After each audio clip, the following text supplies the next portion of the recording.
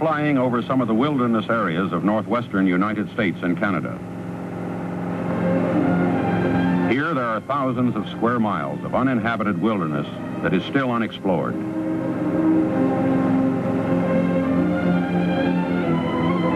It is in these vast, unexplored wilderness areas of North America that a 9-foot-tall, human-like creature is reported to live. This is the home of the Bigfoot, or Sasquatch, as the Indians call him.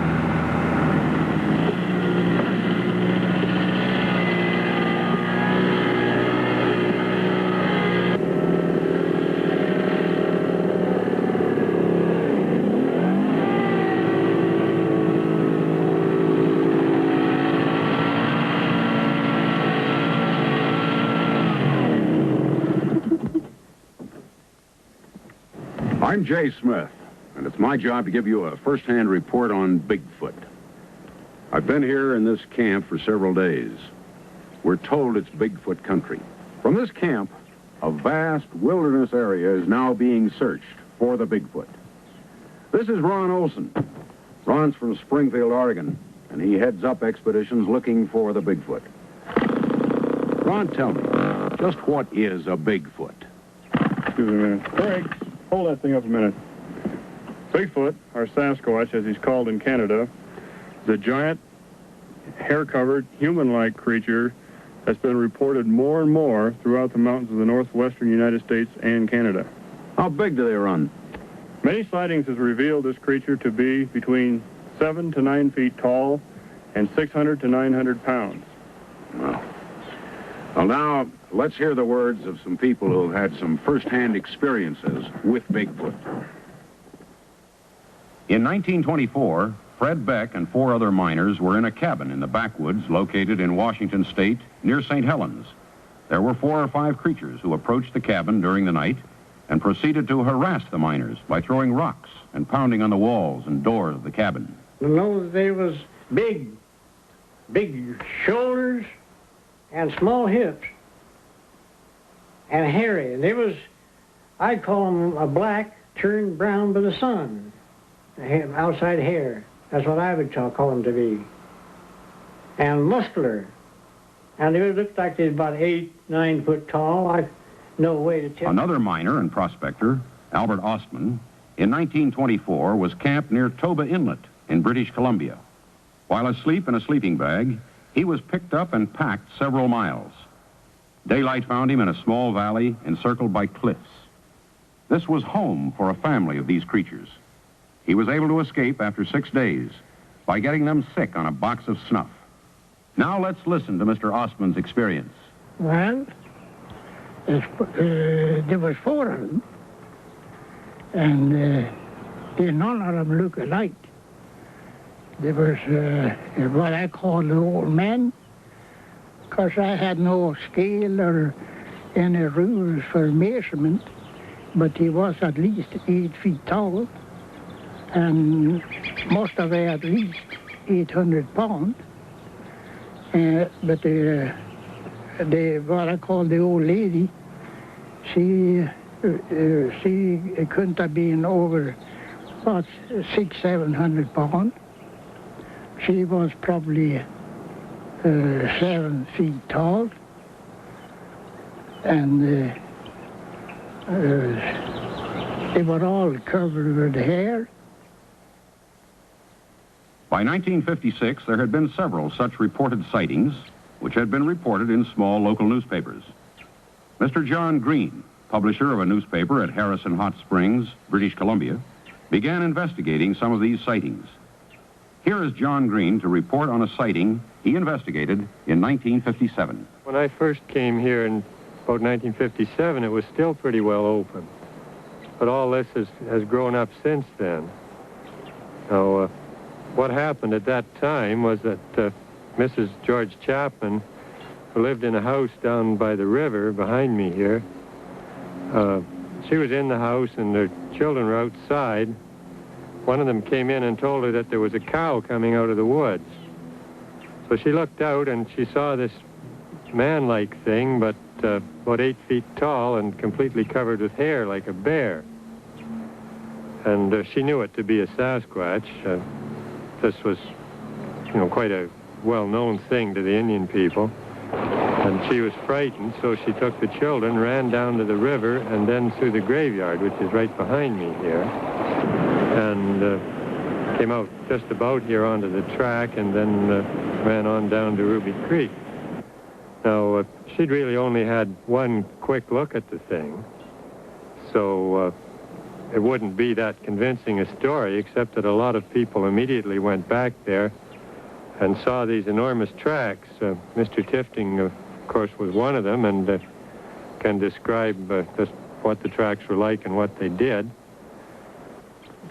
Well, he came through the bush into the shed, or the lean-to of the house, and there was a barrel of dried fish or smoked salmon, rather. And he broke the barrel, and there was some fish eaten there and thrown around. And then he went down the riverbank and apparently took a drink and then come back up on the other side of the house, through the garden patch and up to CPR fence and stepped with 1 foot on that side of the fence and 1 foot on this side of the fence. I can walk right over it. And the footprints was about 18 inches, like. And then he went across there and over to the next fence there and went right up the hillside. And that's as far as we could follow it. As John Green and others began to seriously investigate reported sightings, they found that many aspects of the sightings were the same. One of the first detailed drawings of a Sasquatch was made by Mrs. Myrtle Walton of British Columbia. Her father, William Rowe, had the unique experience of being able to watch a Sasquatch at close range. Mrs. Walton now tells us how it came about.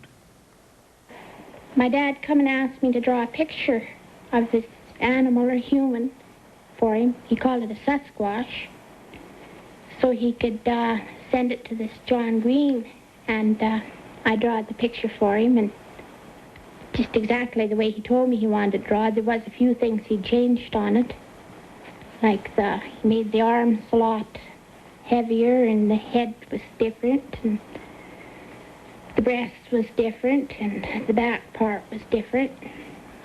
So between the two of us, we patched it all up, and we sent it to John Green.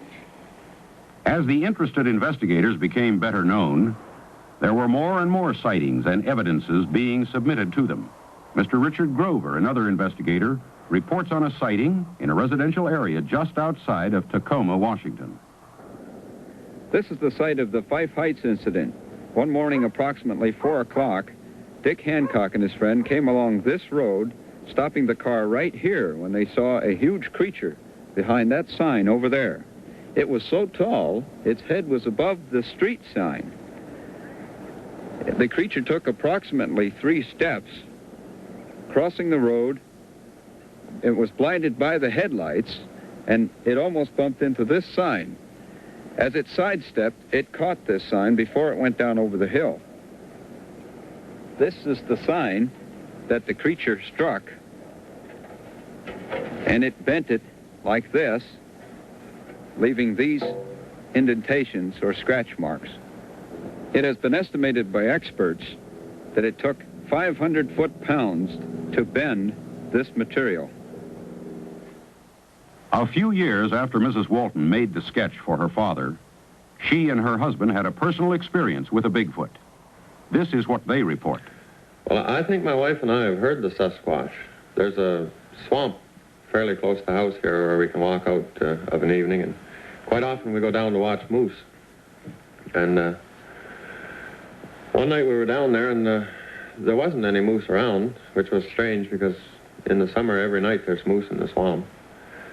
And it was just before dusk when across the swamp we heard this screaming cry. There were 3 cries, screams, or horrible screams, or whatever there was. One after the other, there was silence between, and everything was just dead quiet afterwards. Just made the hair crawl on the back of your neck. We didn't see anything, but I've heard every animal that lives in the locality at different times, and it wasn't any of those. And if I was asked to describe the sound, I'd say it was a kind of a screaming cry, and it seemed to have anguish in it. Anguish was the thing that stuck with me.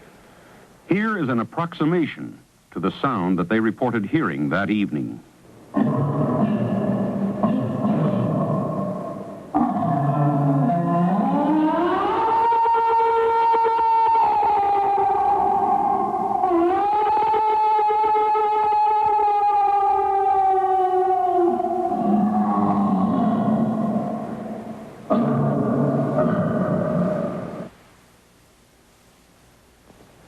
Some of the investigators began to call on the scientific community for facts which might put the puzzle together and prove or disprove the reports.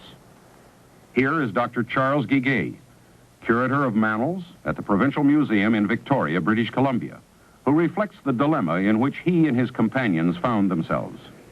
In my opinion, the Sasquatch, the Yeti, the abominable snowman, the Winnebago, the Cadabrosaurus, Loch Ness Monster, Ogopogo, all of these animals belong in the realm of folklore and mythology. And my reason for saying this is simply that there is no concrete proof, evidence, that any of these creatures ever existed on the face of this planet. No one has ever produced a specimen, complete or incomplete, to prove that any of these animals have ever lived. The scientists were asking for physical evidence to support the stories of the reported creature. In 1958, Gerald Crew was building a new road in a wilderness area in Northern California. For several mornings in a row, he noted there were huge, human-like footprints around his bulldozer. He obtained some plaster of Paris and made casts of them. Here now was physical evidence of something that made tracks. Some scientists say they are made by a prankster. Here is another investigator, Rene Dahinden. No scientist ever came out in the bush to look at the footprints which we found. No scientists ever studied these tracks. They're sitting there saying they're faked without ever having seen a footprints in the area where we found them. No technical evaluation was ever made. In my opinion, after having seen 3,000 footprints myself of 6 different sizes, I came to the conclusion this tracks to be made by a living foot, a creature with a foot like this, a Sasquatch, rather than a man with artificial feet. The task of the investigator has not been an easy one. On one hand, he is greeted by individuals who just saw Bigfoot and believes it. On the other, he is met with cries of derision and fakery. There is beginning to be a new line of thinking from the scientific community on this subject. Here is Dr. Grover Krantz, physical anthropologist at Washington State University, which explains his view. As a physical anthropologist, I've decided that these creatures do, in all likelihood, exist. The evidence of the footprints is what I find the most convincing. This is an example of one footprint. This is a plaster cast, which shows a crippled individual. The foot was twisted, and 2 bulges appear, calloused structures on the outside edge of the foot, and correspond to gaps in the bones, which I've reconstructed here. If this was faked, the person doing it had to be an absolute expert in human anatomy. Perhaps the most startling and far-reaching event in the recent history of Bigfoot hunting happened to a long-time investigator by the name of Roger Patterson. In October of 1967, he and a friend were in the Bluff Creek area of Northern California to investigate a reported sighting of 2 creatures.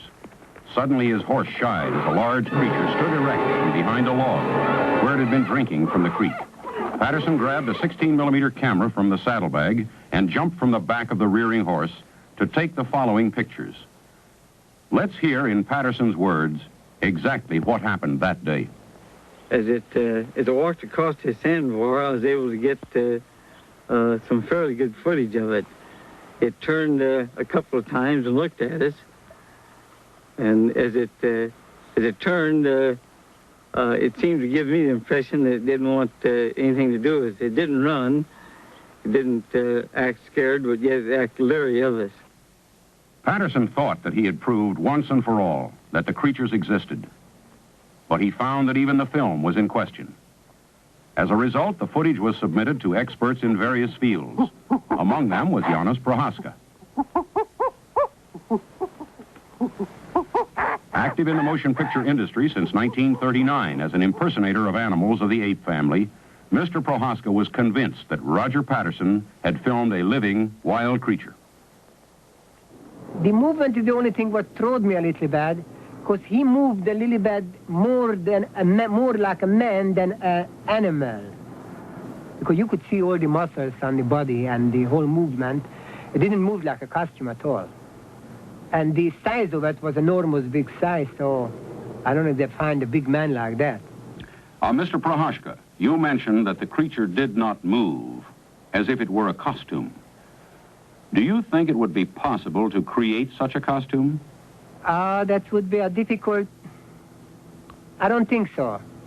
Because that costume, if it would be a costume, that would have taken such a long time to put the hair. You should put the hair by glue on. That would take about 10 hours, the whole makeup job.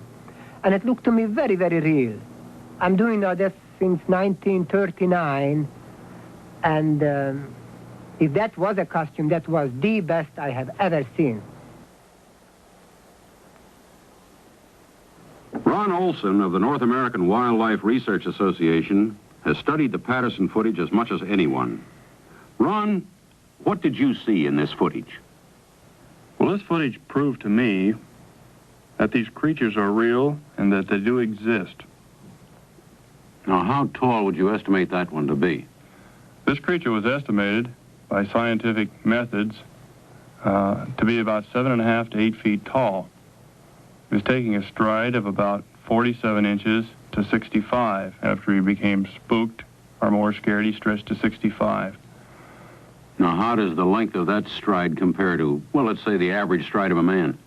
Well, the average stride of a man is about, maximum stride of a man would be about 3 feet.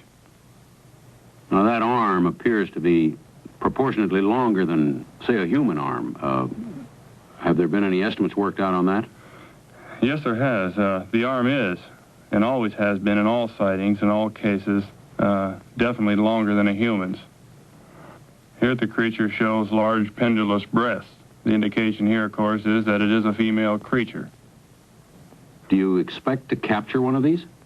Well, this is, of course, I suppose you'd call the finale of our whole program is to make a capture. We want to make a live capture, and with this, we are using tranquilizing equipment. We hope to bring one of these things in with a live capture, live and unharmed, to prove once and for all that this does exist. And since it does exist, maybe then there can be laws and things passed to protect these creatures so that they'll never become extinct.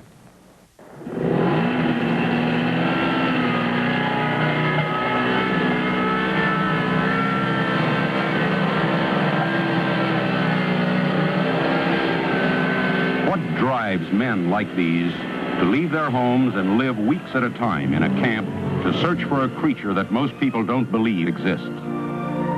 There is an inner drive in all men that flares only a few times in their lives. This kind of drive in men discovered America, explored the North Pole, and finally sent man to the moon.